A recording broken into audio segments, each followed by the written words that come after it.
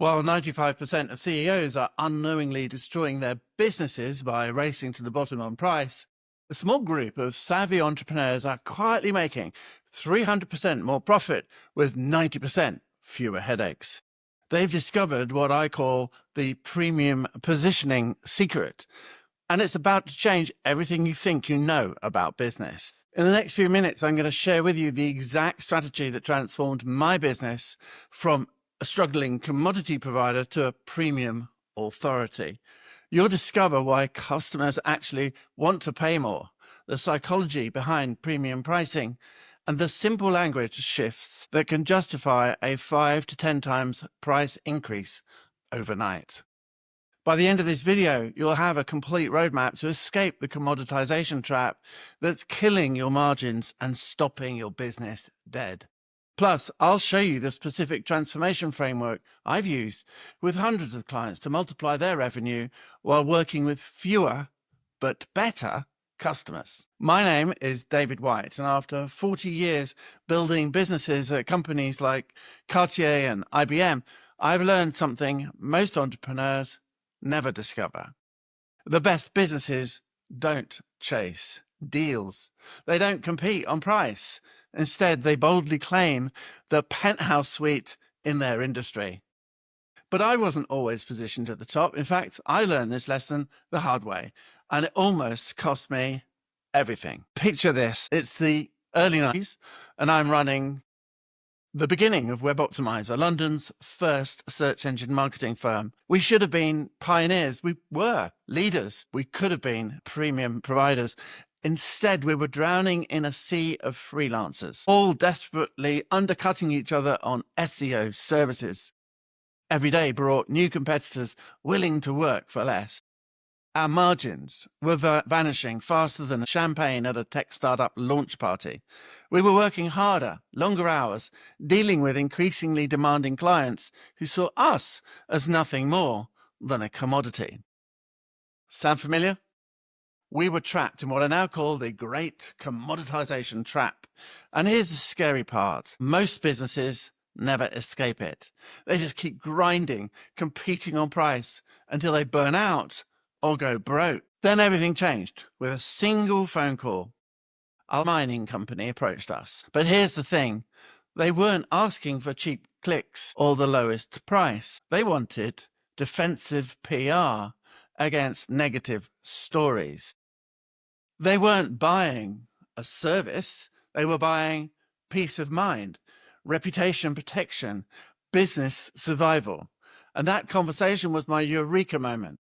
While I was fighting for scraps in the commodity market, this company was operating in a completely different economy, the premium economy. And in that economy, the rules were completely different. In premium markets, customers don't ask how much, they ask how soon can you start. They don't want the cheapest option, they want the best option. They're not buying products or services, they're buying transformations, outcomes, and peace of mind. This realization changed everything. When Ernst & Young hired me for their Entrepreneur of the Year Awards program, they weren't buying marketing services, they were investing in prestige by association. The higher the perceived value of their partners, the stronger their brand appeared. I started noticing this pattern everywhere. CFOs would rather pay $50,000 for strategic advisory than $5,000 for bookkeeping. Same work, completely different positioning. CISOs choose enterprise-grade security over basic antivirus. Procurement teams opt for mission-critical components over standard parts. The language change alone can justify a 5 to 10 times price increase. And here's the kicker. Customers actually feel better about these premium purchases. Premium positioning reduces buyer's remorse and increases perceived value. It's psychology, not just pricing. Let me share the psychology behind why customers want to pay more. It's counterintuitive, I get it, but it's backed by decades of, well, not just research, but behavioral activity. This is how people behave. First, there's the concept of price as a quality signal. When everything else is equal, customers assume higher price means higher quality. Now, this is especially true in B2B markets where the decision maker isn't spending their own money. Second, there's risk mitigation.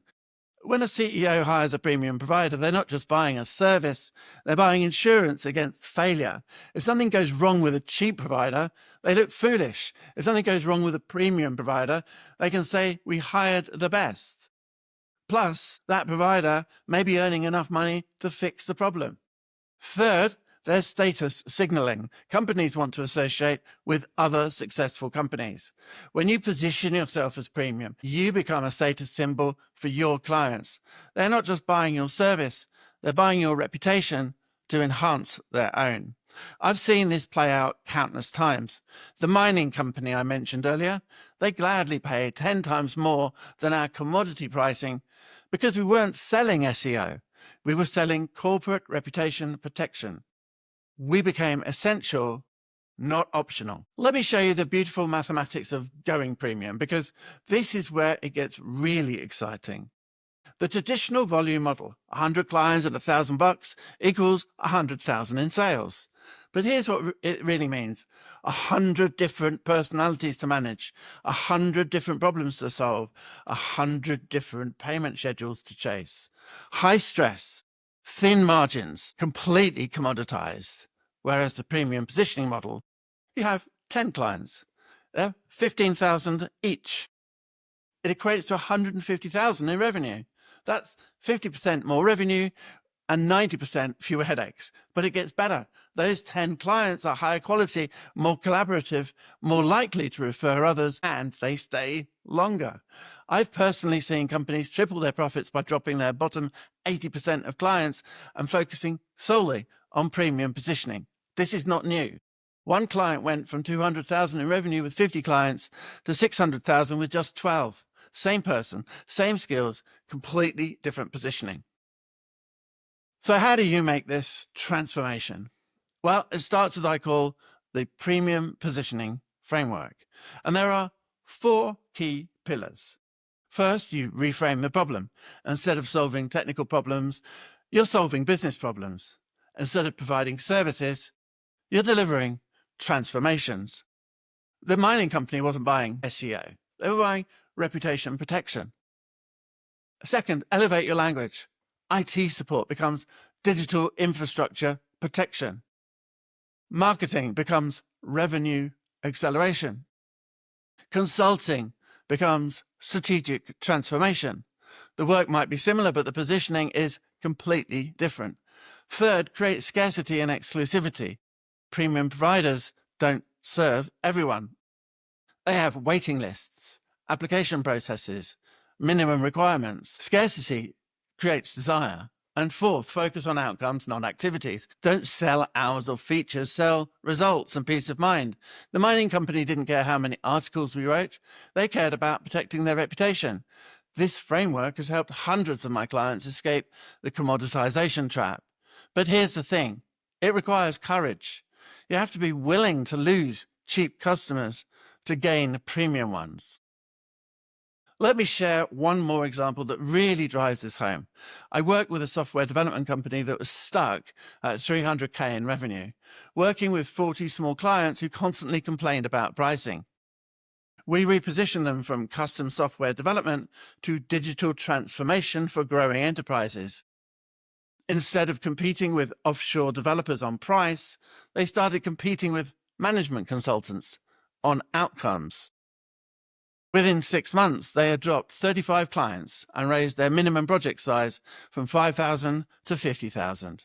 Their revenue jumped to 750K with just 15 clients. The owner told me he got his life back. No more midnight emergency calls, no more payments to chase, no more scope creep. The transformation wasn't just about changing what they did. It was about how they positioned what they did. The premium market isn't about being expensive. It's about being essential. Every industry has a premium segment, And right now, your competitors might be quietly claiming that space while you're still fighting over scraps. If you want to discover more strategies like this, I invite you to join me at my Substack, theauthorityfigure.substack.com. That's where the conversation continues, and you'll find premium levels of additional content that I don't share anywhere else. Or if you're ready to take immediate action, you can book a complimentary authority assessment call via calendly.com at a time that suits your schedule. Limited slots ensure focused, valuable discussions where we can map out your specific premium positioning strategy. The question isn't whether premium markets exist in your industry. They do.